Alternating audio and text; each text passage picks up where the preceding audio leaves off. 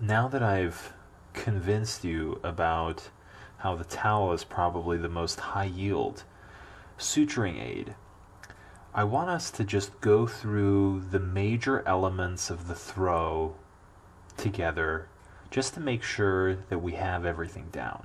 And again, this is very simple stuff, and it may seem that I'm kind of being overly detailed here, although I do think that a lot of this can be commonly overlooked and isn't intuitive until someone either explains it to you or you kind of figure out by trial and error.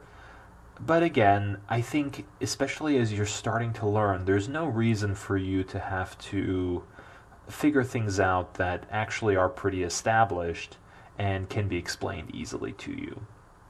So, as we're getting ready to do some suturing here, and again, I'm not going to be showing you all the different types of suturing styles. There are really great videos that already exist by more skilled surgeons, and I more just kind of want to walk you through the major steps.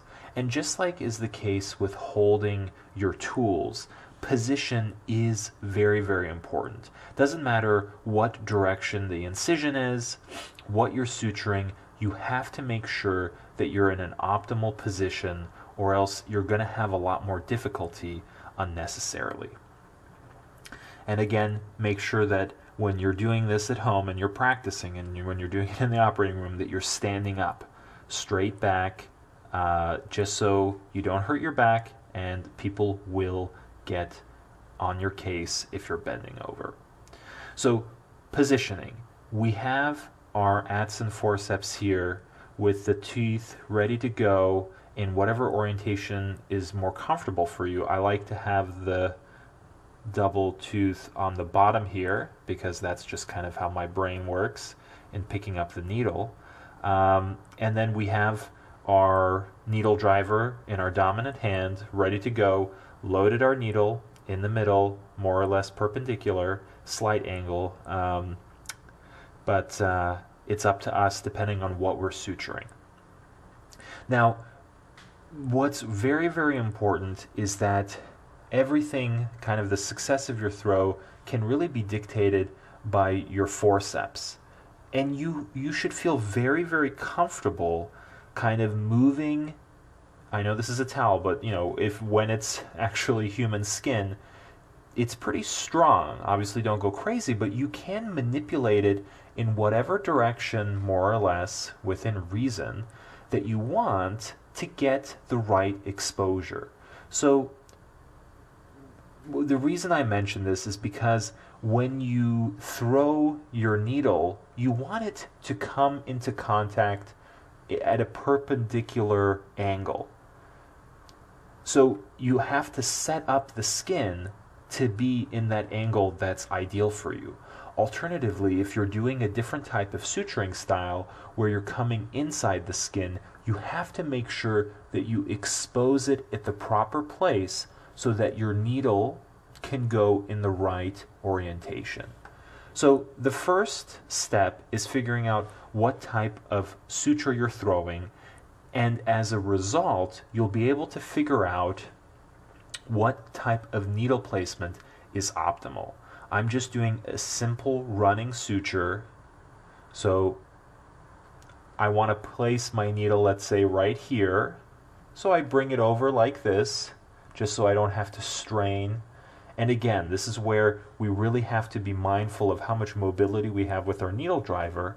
And we come perpendicular to here, and instead of pushing the needle through like this, we rotate our wrist like this, and it goes through at the angle that we want. Now, once we've come in perpendicular, and then we've rotated through, now we can grab the needle with our Adson, unlock it, pull it through the skin, and if you want, you can reload your needle as you're pulling it through.